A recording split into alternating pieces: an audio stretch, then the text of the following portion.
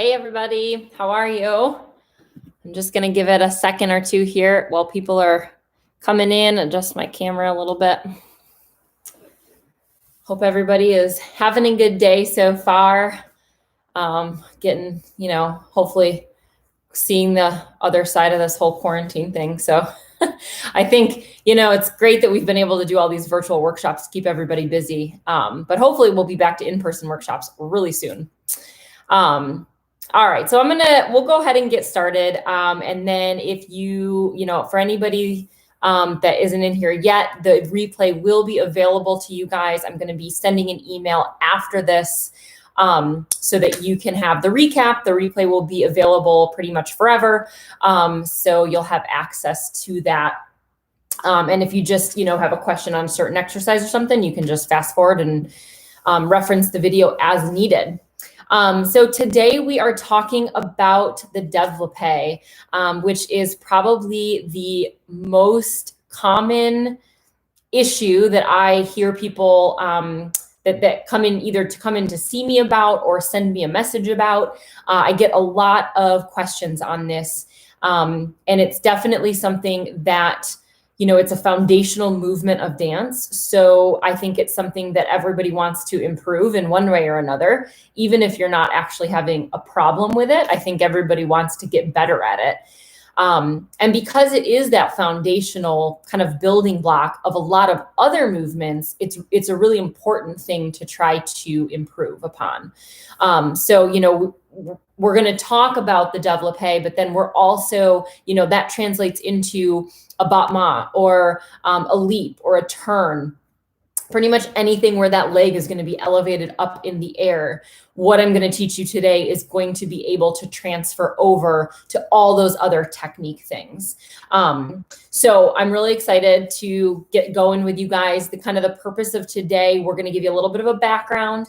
We're going to go over what the technique should actually look like. And then we're going to go through some exercises for actually strengthening it. If any of you guys watched my workshop a couple weeks ago, we did one specifically on hip impingement, and we just brushed the surface of a couple exercises, but it was not dance specific. So I got a lot of feedback on that, looking for things that were going to be much more dance specific. And that's what I want to give to you guys today. So do me a favor, if you can just leave me a comment over in the chat box. I want to know how many of you guys have either like a pain or a popping or a snapping or something like that going on with your Develope, versus how many of you guys are looking more for like technique improvement, like getting your leg up higher, mobility, that type of thing. Or if it's both, if you're looking for both. But that'll kind of help me know where to kind of focus more of my attention as we go through this. And the other thing I should mention too is if you have any questions at all, leave them in that chat box. I'm going to go back through at the end. I'm going to save time at the end, and we'll go through any questions that you guys have, and I'll try to answer in a little bit more detail for you. All right, so we're going to get started with a little bit of background here. And I want to talk to you about what we're actually looking at in the hip joint in regards to the Develope, because then it's going to make a lot more sense when we start going through the actual exercises. So I would say, I'm going to come up to standing here. One of the biggest complaints that I get, I guess I got that tipped a little too low. Sorry about that. Okay, so I guess one of the biggest complaints that I get from my dancers is that as they go up into that Develope motion, the popping or the snapping usually occurs either as they're extending from passe or during that lowering motion. And I apologize, my Developes are not what they used to be. I haven't danced in a long time anymore. And I don't have a model to demonstrate on, so you get my leg. But yeah, so that's where the popping usually occurs, either the extension from the passe or as the leg is lowering back down to the ground. So we want to look at why might that snapping or popping be occurring? And really, a lot of it comes down to anatomy and the mechanics of how you're moving. And making sure that your muscles, you have a good balance of the muscles that are working in there. And that's a combination of making sure you have enough mobility, making sure you have enough strength. All of those things play into it. So when we're looking at the hip joint, it's what we call a ball and socket joint. Okay, so the femur or the thigh bone, okay, there's a little round part at the top of it, and we call that the head of the femur. And then it attaches into the pelvis. And there's a socket on the pelvis. It's actually called your acetabulum. Okay, and you've got, so the head of the femur connects with that acetabulum, and that's what creates the hip joint. Because it's a ball and socket joint, it has a lot of different freedom of movement. We can move our leg in all sorts of different directions, which is great. But it also then means, because of all that movement that we have to have really good stability and control over how we're actually moving the hip. So that's where the exercises will come in. So in that ball and socket joint, the angle of everyone's socket or on the pelvis is a little bit different. So some people, it's rotated really far forward. Other people, it's rotated a little bit more backwards. And so if I'm looking, I wish I had a model for you guys, but so if I'm looking at the socket, sometimes it's more in this direction, which means my femur kind of connects more forward, versus sometimes it's more in this posterior direction, okay? So the femur is more on the back side. That's gonna affect how much rotation and turnout I have available to me at my hip joint. But because it's different for every person, everybody's gonna have a different amount of turnout that's available to them, range of motion as they bring that develope, either whether it's front or to the side, or even to the back, like doing an arabesque motion. Everybody's movement is going to be slightly different, and that's okay. But it's just important to recognize that yours may not look the same as the dancer next to you. And it really has a lot to do with structure. So that's kind of what the bone makeup is. Now we also have what we're going to be focusing on, because we can't change the bones. We're going to be focusing on the muscles, okay? That's the part that we can make an impact on. So there's a lot of different muscles. I kind of picked a couple that I really want to focus on today, just for the sake of time. So the ones that we're going to be talking the most about are going to be the hip flexors, which I'm sure you hear lots about. We're going to talk about the turnout muscles. And then we're also going to be talking about what's going on the standing side with some of those same muscle groups. So we're going to be talking about the gesture leg as well as that standing or support leg. And that's where we're really going to focus today. But know that there are other things that are going into this. It is a lot of information though, so I want to make sure I'm breaking it down, chunk by chunk. And we can always do a second follow-up workshop on this if you guys want to continue learning more. Okay, so hip flexors. What's the deal with the hip flexors? We hear lots about those hip flexors. Now, the most common complaint that I get with dancers on that hip flexor is that they feel so tight and gripped. And so I see them coming in and they're doing all sorts of stretching, right? Does this look familiar? Lots of stretching here, right? Which is okay. But I will tell you, especially with the develope, the hip flexor tightness is not usually the reason that you are having trouble getting your leg higher into develope. That gripping that you feel, a lot of times people will describe it as like a gripping sensation. It's not usually the hip flexor that's actually gripping. What I tend to find in dancers is that the hip flexor is actually weaker. And so it's not being active as much as it should be. So the goal of the hip flexor is to lift the leg. It's to flex the hip. So I cannot do a develope without using my hip flexor, whether it's to the front or to the side. It's not possible. I also have to use my quad muscle. I can't keep my knee extended in that develope if my quad is not active. So when we hear about this gripping and turn your quad off and these different types of cues that you might be hearing, Sometimes I like to just reframe how that's being worded. Because while I understand where a dance teacher might be coming from saying to stop gripping, you have to use that muscle. It's just not possible otherwise. What you're actually usually feeling that's gripping are the accessory muscles. And these other muscles are kind of kicking in to help and take over for wherever the weakness is. So the best way that I can explain this is like the first time that you've ever gone ice skating, right? Never been on skates before, you step on the ice and you skate like this, because you're so afraid of falling. You're not used to, how do I coordinate this movement? So all the muscles say, ooh, I'm going to be active and I'm going to help you skate. When realistically, we don't need our shoulders to skate. We don't need to have that tension in our neck and shoulders. We don't maybe need some of the trunk, or maybe I shouldn't say trunk, but some of the other, accessory muscles that you're using there. We don't need all of that to ice skate. As you learn and you get more comfortable on the ice, the muscles that you don't need anymore, they start to relax and they start to turn off. It's the same thing with a Develope, but we just have to teach you how to turn off the muscles you don't really need as much. So the muscles that we're talking about here, we've got, so the hip flexor itself is right in the front. So the tendon is like the one that you can feel right on the top here. And we'll practice finding these after. Then you have a muscle called your TFL. And again, if you came to the hip impingement workshop, we talked a lot about this muscle. You may remember. So the TFL is on kind of the lateral portion of the hip right here.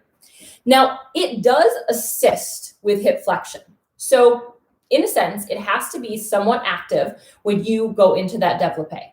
However, the problem comes in when there's too much weakness in the hip flexor and the TFL takes over. And the TFL says, I'm going to do all the work to lift your leg.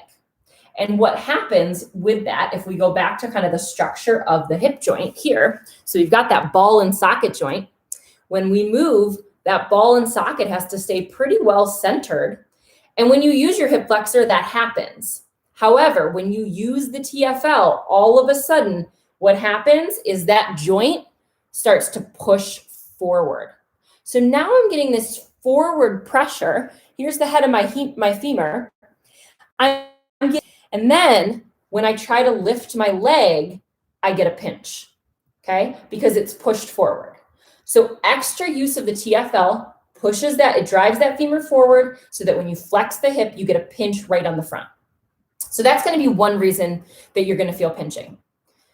The other reason, so there's a couple different ways that this can happen, the reasons this can happen. So that's one of them, is not using the hip flexor. That's why we're going to talk about that one today. The other one is weakness in the deep hip rotators. So the hip rotators are also known as your turnout muscles. They're right up against that ball and socket joint. Part of their job is to help hold the head of the femur into the socket. So it's giving you good support and stability there. So if I don't have good support and stability, it's going to drive that femur forward even a little bit more than we want to, which is going to, again, give me that pinch when I move through that hip flexion or Develope motion.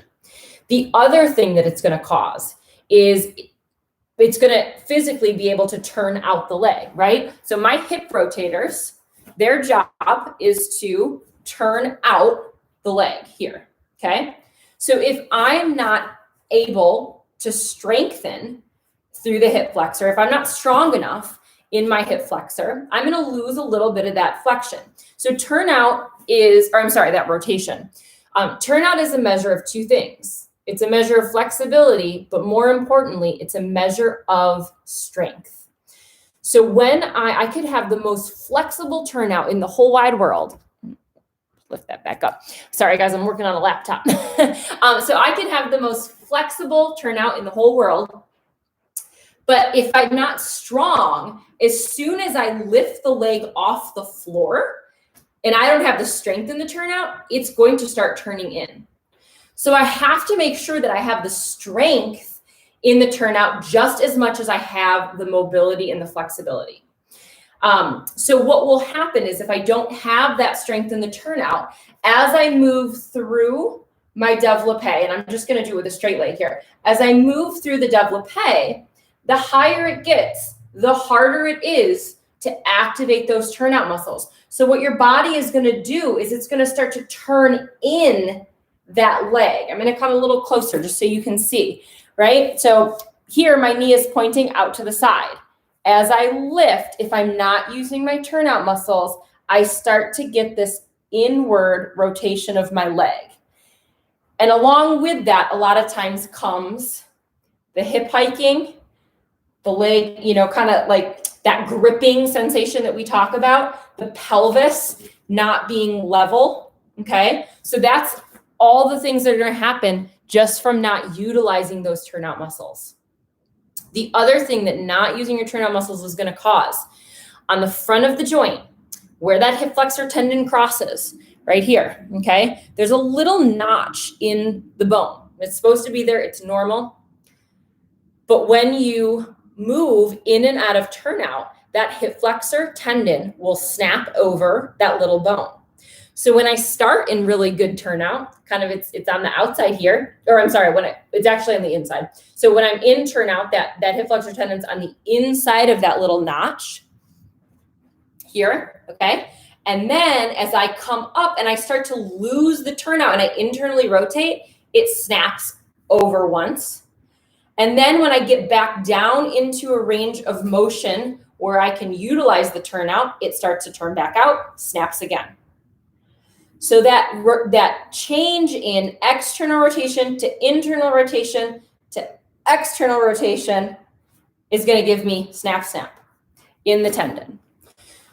So that's why it's so important that we also strengthen those turnout muscles. And that's kind of why I picked those two things to focus on for today. So hip flexor strength, turnout strength. So hopefully that makes sense for all of you guys.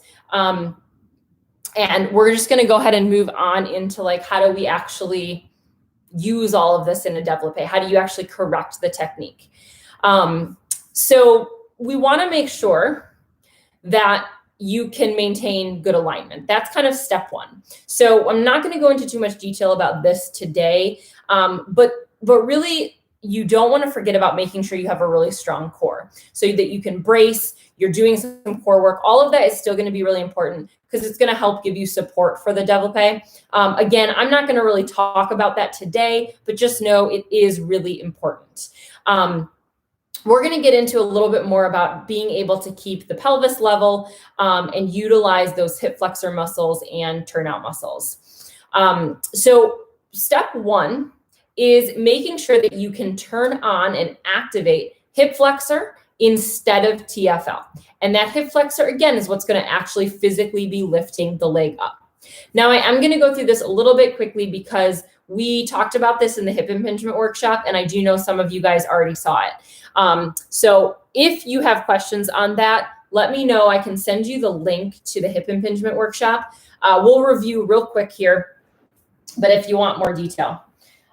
So what you're going to do is you're going to be laying on your back for this, and we're going to do a march. Okay, so pretty simple movement and exercise. But what I'm going to do is teach you how do you find the hip flexor to know that you're working it. So if you take your fingers, go ahead and do this along with me. When you march, if you put your thumbs like right on the front of your hip, you should feel a little tendon kind of pop up into your fingers, okay? That's the hip flexor tendon. That's what we're going to try to work here. So that's how you kind of find that. Now, what we have to do is make sure hip flexor is working, but that outside TFL isn't overworking. It's not taking over for the hip flexor. So what you're going to do is you're going to do a nice and slow march. And I want you to imagine, again, that head of the femur. And remember, we want to keep it well centered in the joint as we flex the hip. So as I march my knee up, what I want you to think about doing is driving the head of the femur down towards the floor. Now, it's not physically going to move anywhere, but I just want you to imagine pressing it down versus it gripping, as we call it, and pulling up this way. So leg comes up, head of the femur drives down towards the floor. And what it should feel like is that you're getting a nice relaxed, kind of the hip, the front of the hip is relaxed. So you're able to get a crease as you flex Versus if you're using the TFL, this is all really, really tight and tense, and you may not get as much hip flexion there. You may also feel a pinch or a pop if you're not using the right muscle, because again, that TFL is going to give you pressure forward. It's going to impinge on that hip flexor. So if you're feeling any popping or snapping when you're doing this, right off the bat, I can tell you you're not doing it right. So the goal is you can get through that range of motion without feeling any sort of pain or popping or pinching, anything like that. And again, our real goal here, it's not so much strength, it's just finding the muscle. You just want to be able to feel that muscle working, okay? So once you've gotten that down, so that's kind of step one. Once you find the muscle, then we actually have to be able to strengthen it. So there's a lot of different ways that we can go about strengthening the hip flexor. I'm just going to show you a quick little progression of ways that you can go through some hip flexor strengthening. And then how do you actually use that? We're going to go turn it into how you use it during your Develope. So one of the things that I like to do for hip flexor strengthening is if you're laying on your back. So the regular march is kind of step one. Step two is doing kind of more of an advanced march. So now you only are going to move on to this step if you don't feel pain and popping.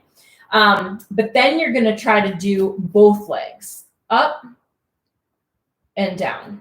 And you can try not to push into the floor. So if you turn your palms up, it'll make it so that you're not utilizing the floor too much. And we should feel a bit of core strengthening and engagement as we go through this as well. So you are getting core work. You could also do up, up, down, down if the two legs is too difficult. And again, I'm only doing this if I'm not feeling pain and popping. If I'm starting to feel pain and popping, I know I need to back off to the easier one.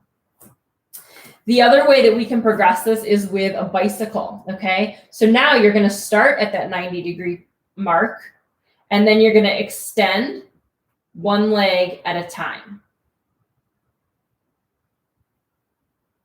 Now, because we're going from flexion to extension, this is where a lot of people will start to feel that popping come back on the leg that's extended, right? So I don't know. Let me know if you guys are doing this. Give me a comment in the chat box if you're feeling that. But yeah, so if we extend and you start to feel a pop, that's saying to me that you're probably not engaging that hip flexor as much as we want, and that TFL is starting to kick in. So you want to try to turn off that TFL on the outer portion of the leg a little bit more and strengthen up that hip flexor. Okay. Now, again, for some people, that's going to be really challenging. For others, it's going to be easier. And they're going to be like, I'm not getting any popping. I don't feel like it's working anything. And that's okay. Everybody's going to fall at a different pace and rate with this.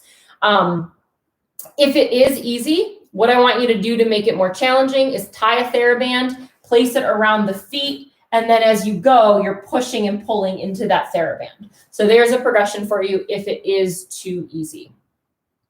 So all of those are ways that we can kind of progress through and make it a little bit more challenging put a little more work into that hip flexor.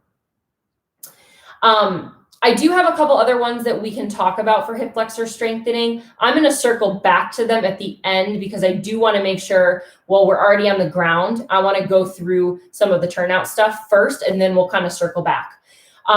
So moving into now, how do we find and activate the turnout muscles? I think most dancers are familiar with the clamshell exercise here for finding turnout, right?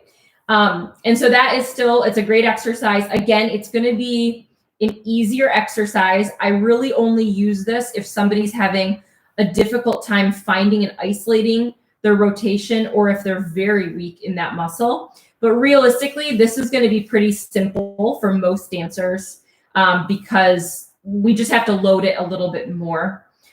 So this is an okay way to do it. I'm going to switch it up for you a little bit more. And we're going to go to your back. Now, again, this is going to feel more like a muscle training exercise than a strength exercise, because that's kind of where we're going with this first. So what you're going to do is a supine, or laying on your back, clamshell here with one leg. Now, the hardest part about this one, this is going to start to train your développé when you go to the side, okay? The hardest part about this one is making sure that both knees stay facing and pointed straight up, or I'm sorry, one knee stays straight up to the ceiling. The other one's turning out. So my right leg in this instance is going to stay straight up to the ceiling, while my left leg is doing the turnout. Now, if my left leg goes too far, my pelvis is going to shift, and my right side's going to lift up off the ground. So I'm not going to let that happen. I want that knee to stay pointing to the ceiling. I'm only going as far as I can with that pelvis staying as level as possible, and then back up. Okay, so this is going to help you find, how do I use my turnout while my pelvis still has to stay square to the front? And we're going to use that in just a second when we start doing the développés. Okay, but you can kind of see it's the same motion as when you'd be going into like a passe or a développé. Now, the progression for this, again, to work on those side développés would be going into your clamshell. Now, can you start to extend the leg? So now we're using turnout muscles and we're using hip flexor at the same time, but I'm not letting myself rotate here. And then I'm going to bend it back in and turn it back up. So I'm turning out, using my core to brace, extending, and back in. So those are kind of the two most basic training exercises that you're going to use to build your développé. The march for the hip flexor, and then that clamshell for the turnout muscles. Now let's put them all together, and let's actually do it let's actually look at the technique when you're doing the movement. And again, we will circle back to I do have some other strength training exercises. We'll circle back to those in a moment. But let's look at the actual développé. So I'm just going to use this as my ballet bar. Okay, so what I want you to do, I want you to come up to standing with me and do this with me if you've got room. And we're going to start with just looking at how do you find the turnout muscle when you're standing, okay? So I want you to go into a tendu. And let me stand this way maybe. You can go into a tendu. And I want you to just rotate the leg in and out. So you're moving from external rotation to internal to external. So this is just helping you find that same clamshell muscle we just used, okay? But now it's in a little bit more of a functional position for when you're dancing, okay? Once you can kind of feel that muscle, and you should feel it like right up on the back, like under where your sits bones are. Once you feel that muscle working, now I want you to try to start lifting, and we're only going to lift to about 45 degrees, okay? And as you lift, I want you to think about what we did with the hip flexor. I want you to use hip flexor tendon, but not that lateral portion, not that outside portion of the hip or the TFL. So I'm finding my turnout, I'm engaging my hip flexor, and I'm lifting up to 45 degrees and back down.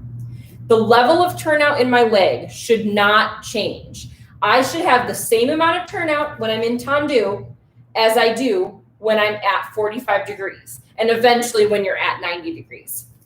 Step one, though, is just being able to find that turnout and keep it from wavering. So same amount of turnout no matter where the leg is placed. Now, if you're having a really hard time with that, sometimes what I'll do is I'll grab a small stool, or you can use a step, the bottom of your stairs, and you're going to place your foot up on that stool or step. Now you're in 45 degrees-ish, but you can relax the leg. So you're not having to think about utilizing that hip flexor, and you can kind of let it relax for just a minute. And then you can work on, I'm going to flex my foot just so I don't hit the step. Now I can work on the same thing, finding external rotation each time. Okay, now once I find that external rotation, can you lift it? Now I'm going to engage that hip flexor, lift it, and hold it for a moment. So I'm finding the full amount of rotation that I have available to me, and then I'm activating my hip flexor. And so if you're having a lot of trouble not feeling the popping just up and down in this range, that to me says back up, put your foot up on a step, and just practice the isometric right there, so that you can get that motion down. Something to keep in mind when you're doing this is what's happening higher up in your back and you're like above your hip. So when you do that lifting, if you are truly using the hip flexor, you will not be seeing a hip hike, okay? Kind of tighten this a little. So when I do my develope, if I don't use my hip flexor, I'm gonna see that motion. That automatically is gonna make me lose a little bit of my turnout, but it's also gonna throw my pelvis off, right? So I wanna make sure that when you are doing these exercises, make sure you keep the pelvis level and stay long through the side. That's gonna make sure that you're engaging that hip flexor muscle. If you're having a hard time doing that, that means back up, work some of the hip flexor strength first as you then incorporate it into your develope, okay? So same thing, when I'm on the step, pelvis should stay level. As I lift, I'm not getting that hiking, okay? Now, the other thing we're looking at is we don't want to forget about what is happening on your standing leg. So when my gesture leg looks good, I've got the rotation, I've got the hip flexor working, but if I'm not careful, this standing leg, I might be losing a little bit of turnout in because I still want to be in turnout there. And I also, the more common thing that I see dancers do is this little bit of a drop down here. So it kind of pops out to the side. That is still going to take your pelvis and make it unlevel. So we want to stay tall in that standing support leg as you lift. So kind of think about tucking it up and underneath you, not so far that you hike the other way, but just so that we keep it level. And do that in front of a mirror. If you can't feel or see what's level, do it in front of a mirror to make sure that you are using that muscle. The muscle that's actually being active on that side, it's called your hip abductor or your glute med. That's what's going to help keep your pelvis level and prevent that drop from happening. And I do have an exercise to show you guys that in a second. We'll get to it. All right. So far we've talked about making sure you are activating the turnout all the way through the range of motion for the develope. Making sure you are activating hip flexor instead of the TFL to keep that joint nice and centered and avoid that pinching position. And then we talked about making sure that standing leg stays nice and stable and preventing that hip drop.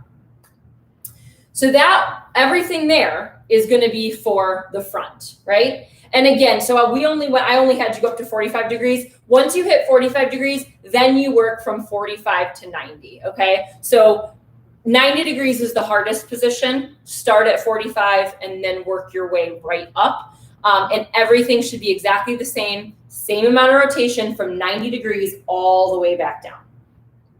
So what changes when you do it to the side? Because for a lot of dancers, they're fine to the front, no issues. But when they go to the side, now they start getting the popping or the range of motion feels very limited.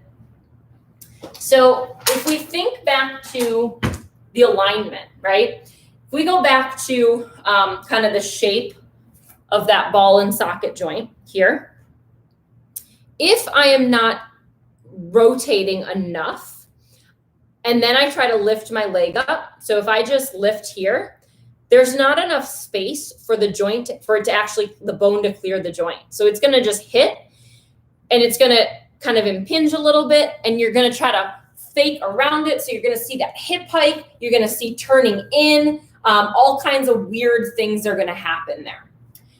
If I can stay within the range of motion for turnout that's available to my own hip, and get a little rotation as I come up, now that joint can stay nice and centered, and I can clear it as I lift the leg.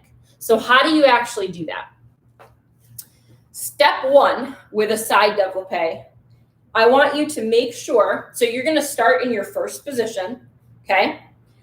I want you, wherever that first position is, without forcing it, I want you to take your leg and draw a line straight out to the side. Now this should sound familiar because that's where your second position should be, right? Same thing with your develope.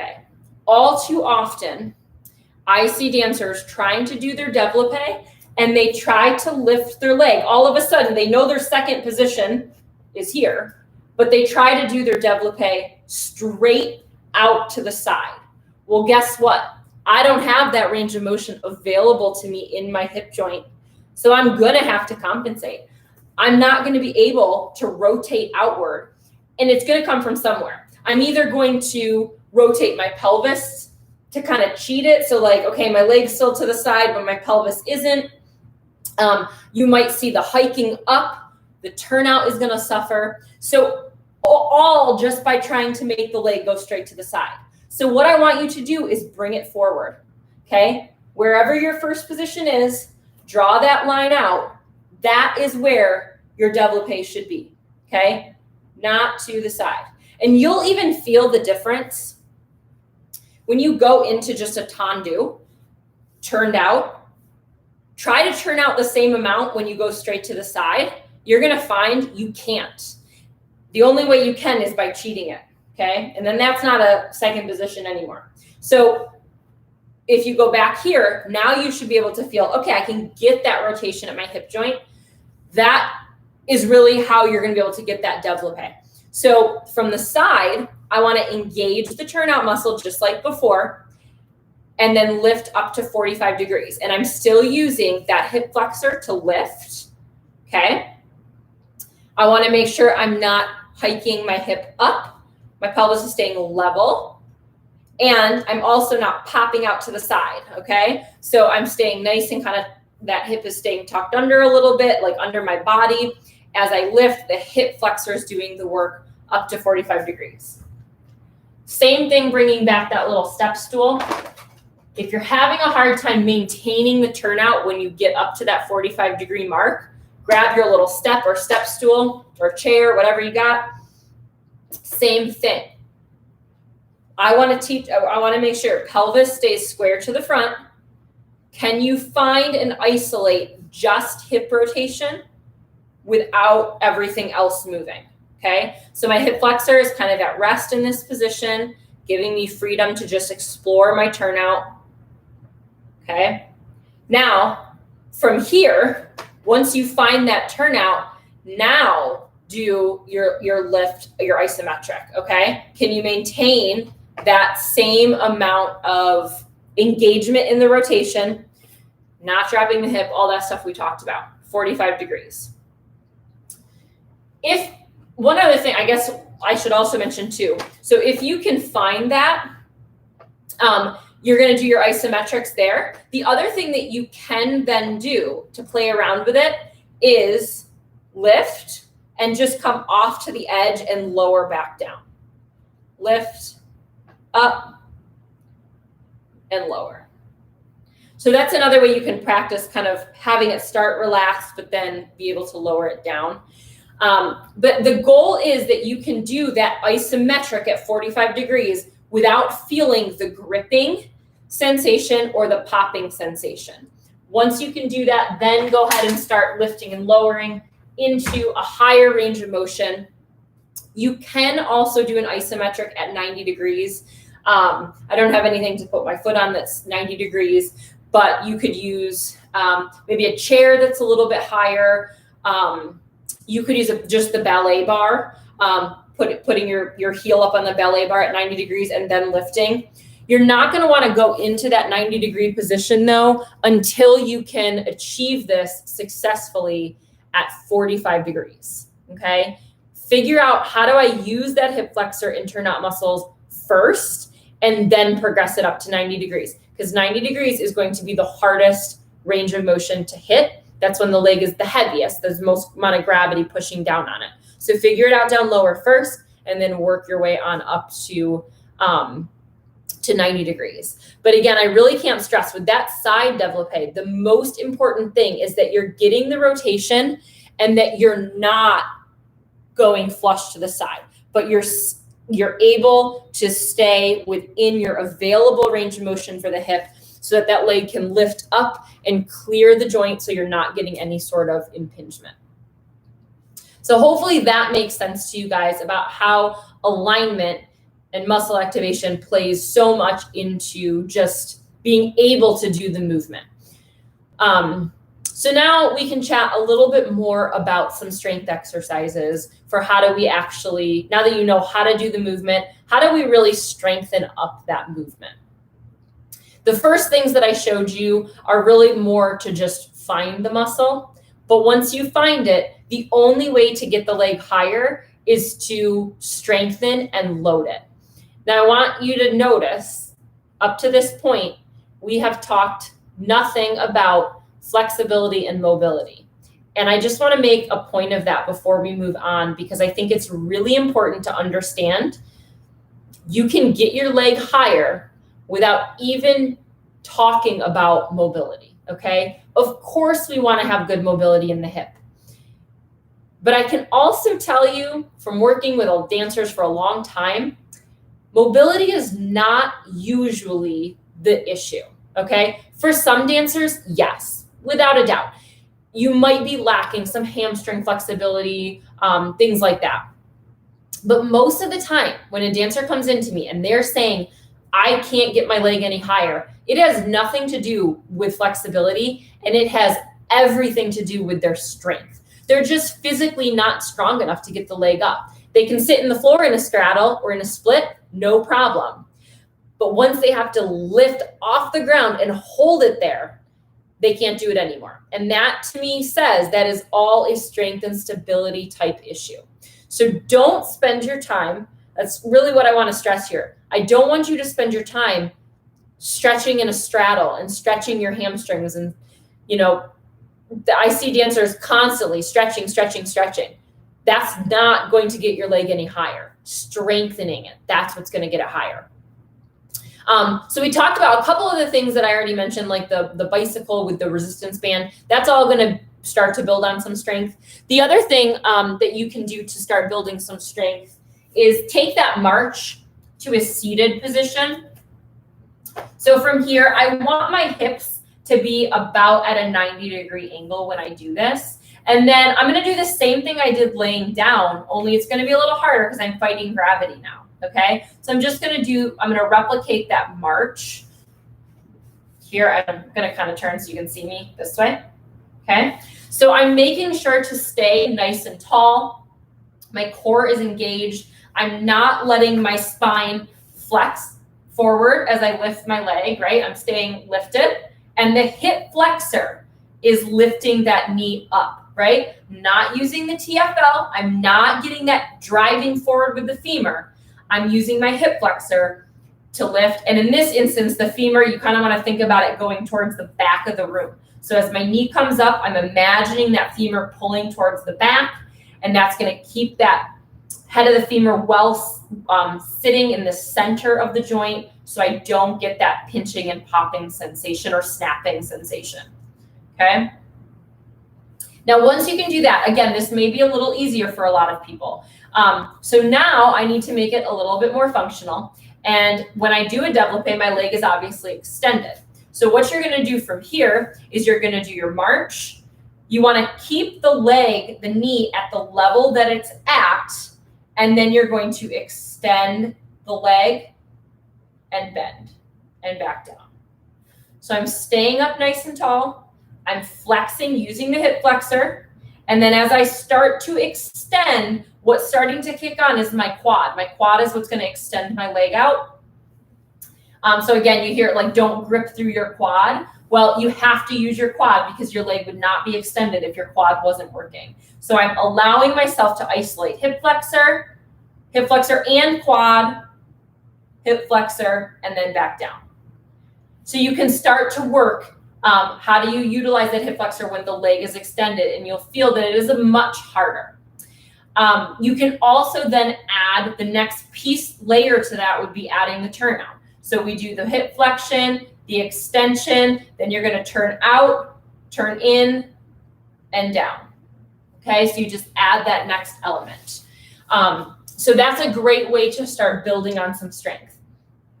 The other thing that you can do, again, to make it a bit more functional for a dancer, once you've got it laying down, once you've got it sitting, bring it right up to standing, and make sure that you can do, in this case, we could do it as a passe. You could do it more as like a forward march this way, whichever, it's going to be pretty much the same.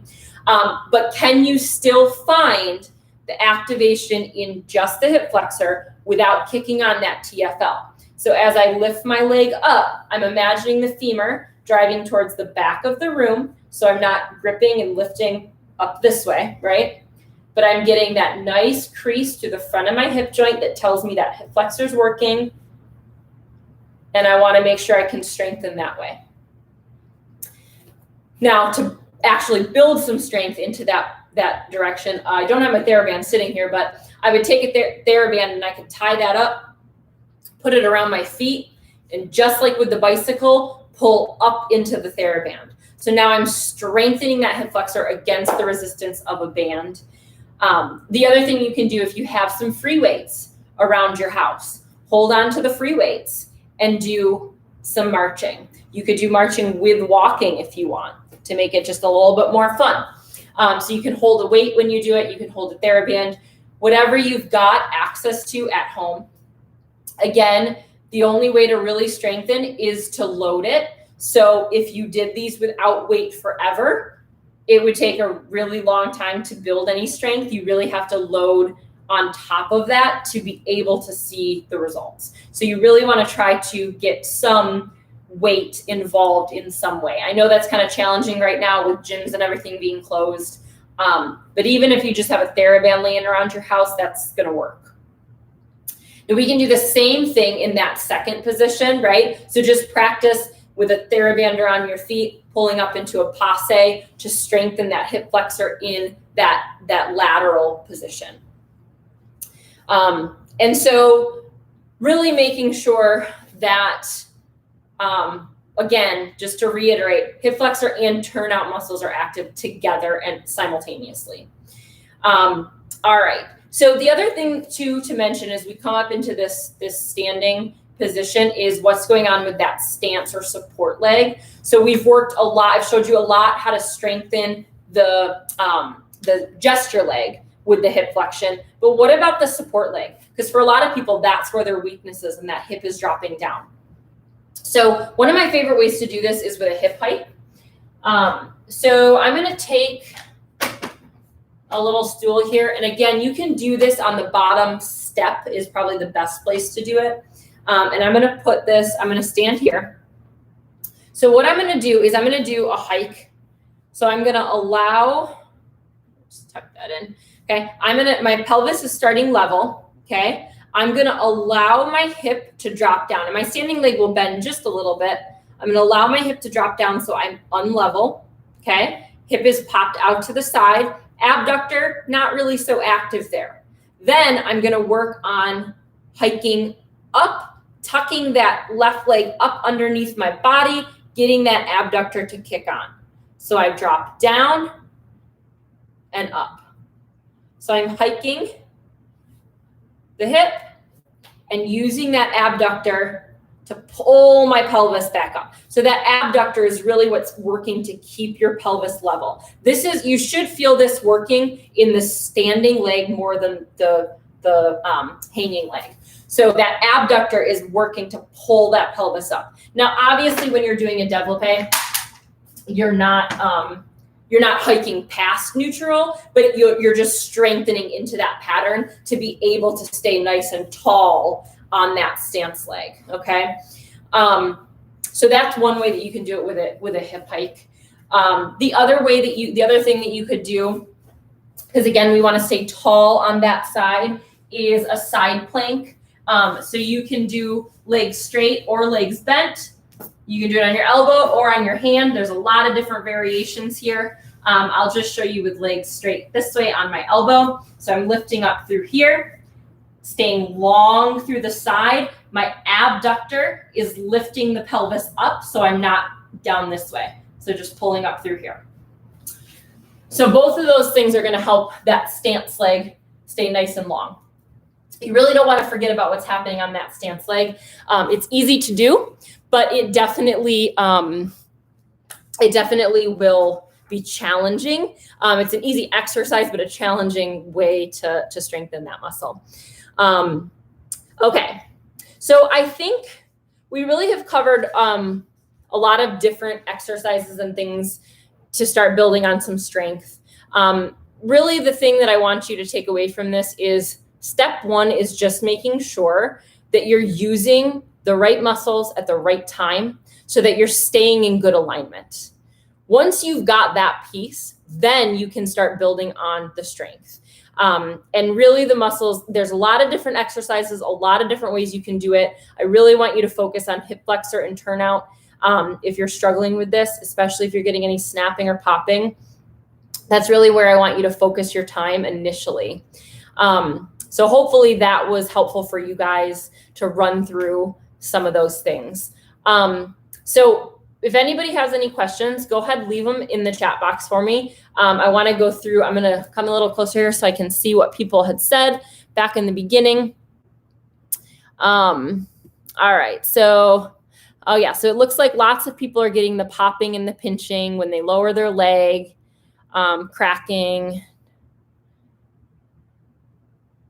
Yeah, so it looks like the general consensus is there is some popping and pinching, but that people also want that leg to go higher. So luckily, everything that I showed you today is going to hit on both of those things. It's going to work on making sure you don't pop, but also that you're getting the leg higher at the same time. Can you do the sitting marches turned out? So when you're actually sitting doing the march, you can't start and turn out because just the way that the leg has to be turned, it's not going to work that way. But when you add the extension, so you do the march, then you extend that knee so the leg is straight, then you can turn out, turn in, and bring it back down. So that's where you add the turnout piece to that.